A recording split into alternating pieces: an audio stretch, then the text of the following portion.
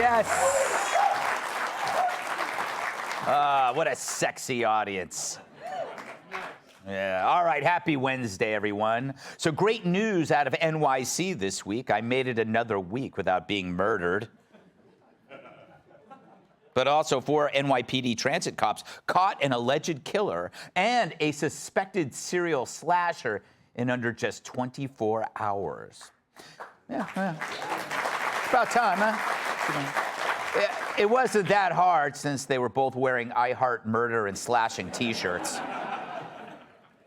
But seriously, you won't believe how the police did this. They used this amazing technology, pictures.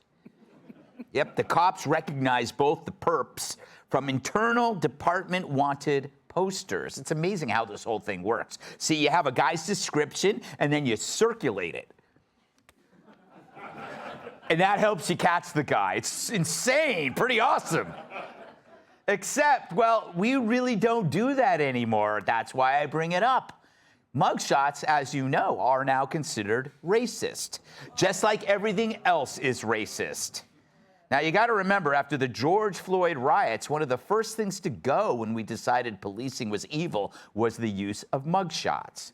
San Francisco Police Chief William Scott announced it early on. They would no longer release mugshots of those arrested unless they posed imminent danger to the public.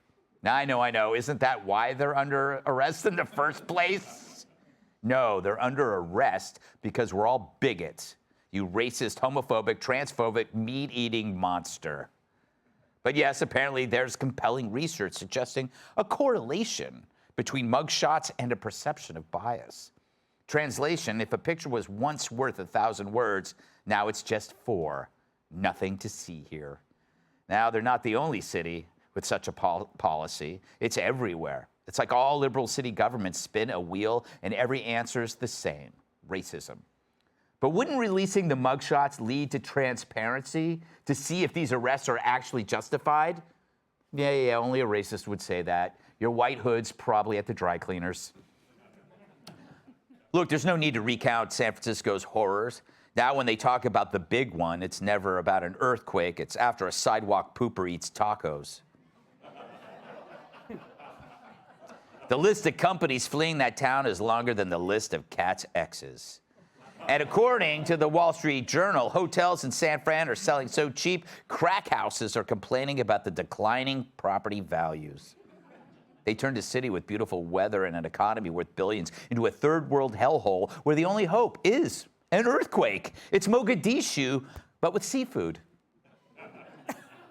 The city's become a metaphor, the perfect encapsulation of progressive policies taken to their logical end, where criminals do as they please and residents are told, that's life in the big city. I was thinking I should move back to the Bay Area and become a warlord, but I still can't afford a 1-bedroom.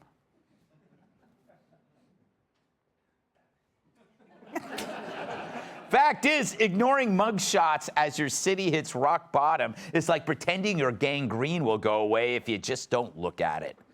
At first, they told you not to believe your lying eyes. Now they want you blind. Instead of facing the truth that is obvious to anyone with eyes, that those in charge continue the fantasy that is democratic urban policy. And I can sum up that policy quite easily. There's no such thing as evil other than you. So when real evil does strike, we won't bother warning you because you're the problem, not them, and you won't see it coming, so you can't stop it. Look at Chicago last weekend after 75 people were shot and 23 killed, including 2 kids. A police chief there responded, "It's unfortunate." Yeah, strong words. That's what I say when I forget my assistant's birthday. And we share the same birthday. I get 2 presents. But 2 real-life dozen murders in 2 days? Bummer, man. Chicago Mayor Brandon Johnson blames crime on disinvestment. And I agree. It's funny how investors don't want to keep building stores that get set on fire. But this is the pattern in our Dem-run cities. The mayors and legislators invent new ways to handcuff the cops, then hire police chiefs who will go along with this kabuki theater. And kids die, mostly ones of color, because they just can't buy a mansion in a city that has law enforcement, just like a Black Lives Matter founder did. So let me suggest something to the top cops out there. Ignore the mayors and do your job.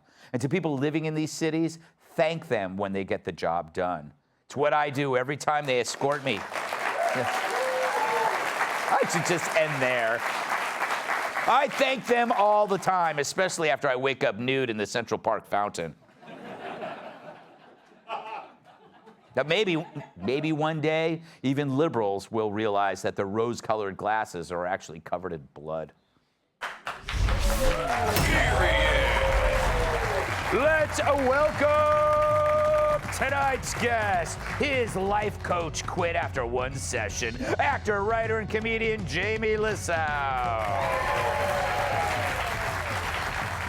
Her pronouns are top and secret. Former Deputy National Security Advisor K.T. McFarland.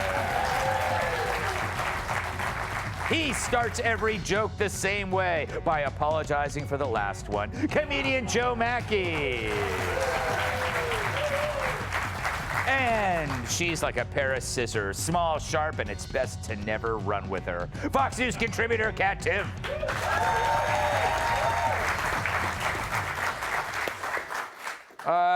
Jamie, you told me that you feel bad for the criminals when their mugshots are released. I do feel bad because I know what this is like. Really? Yeah, for a couple of years in almost every comedy club in America, I was on a most not wanted poster. Oh. And so it's so much crazy stuff going. There's nobody that's happy about all the terrible, terrible things going on in the subway system, except for Uber and Lyft. Yeah. They're making quite a killing. I literally feel like it could say like sponsored by Uber and Lyft, right? Like who would have thought the New York City subway would be more dangerous than Jared from Subway?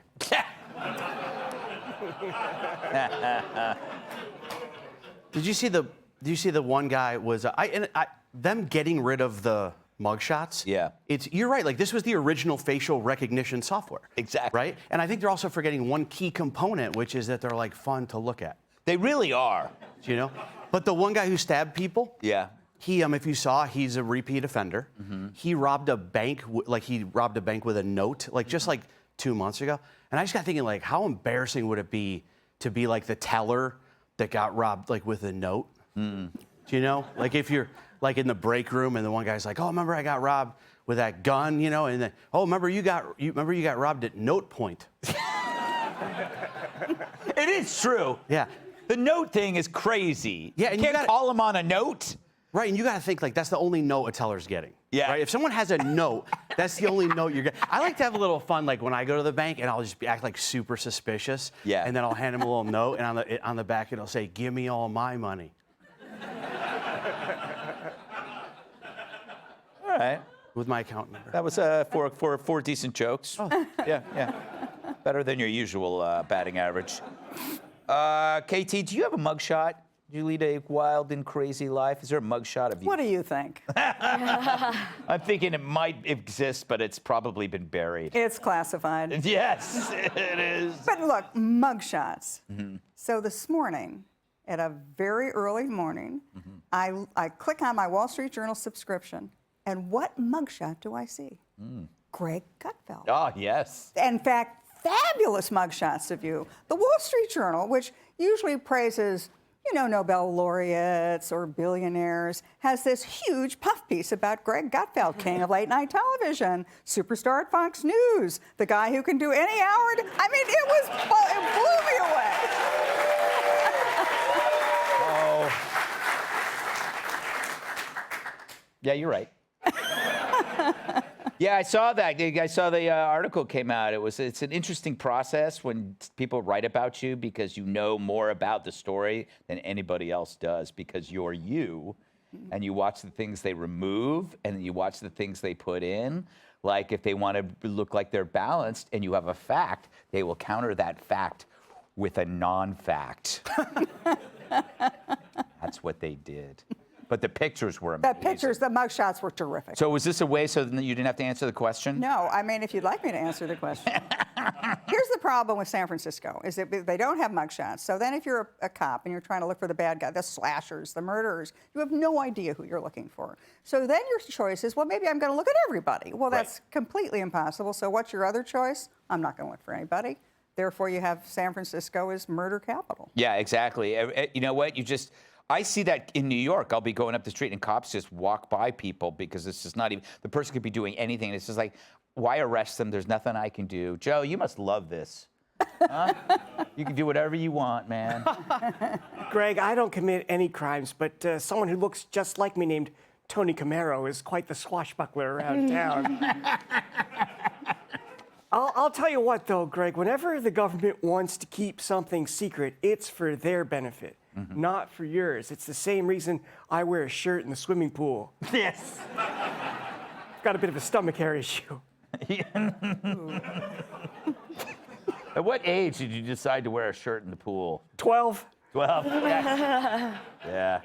Yeah, and you never stopped. I'll tell you what, Greg, there wouldn't be any mugshot of me at the pool because no one's taken that photo. What if they actually changed the mugshot, Joe, and made it more positive? Called it like the perpy portrait. And, you know, and you could like wear a nice hat. You could make it like one of those old Western type portraits. Oh, yeah, where you can like select the background. You can like have a medieval one. Yes. Where you have like chain link and all that stuff. Yes. That's a good idea. Thank you. All right. Kat, what do you make of this? Do you think that mugshots are racist or discriminatory? No, No, you don't? I don't. That's good. All right.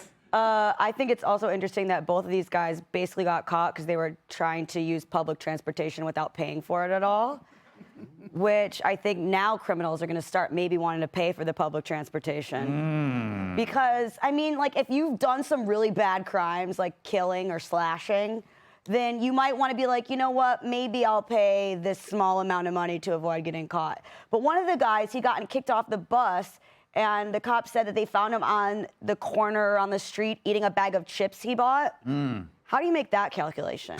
Yeah.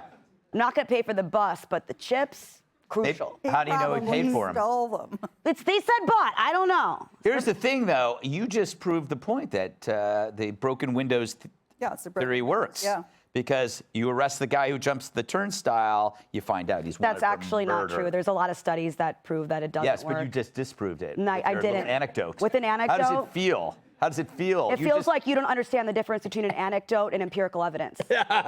Empirical evidence is made up of a collection of anecdotes. That's called statistics, little lady. Wow. Thank you.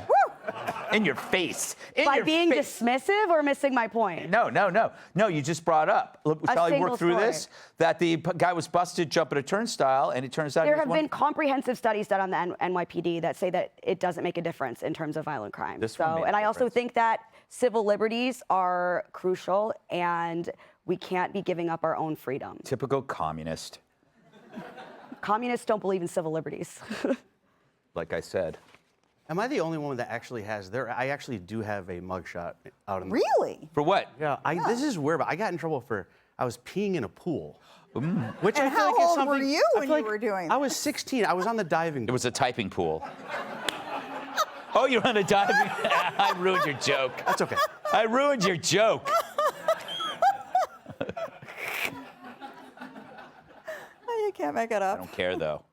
I was in Your the Wall show, Street Greg. Journal. It's my show. I'll ruin your joke anytime I want. All right. Hey, Sean Hannity here. Hey, click here to subscribe to Fox News YouTube page and catch our hottest interviews and most compelling analysis. You will not get it anywhere else.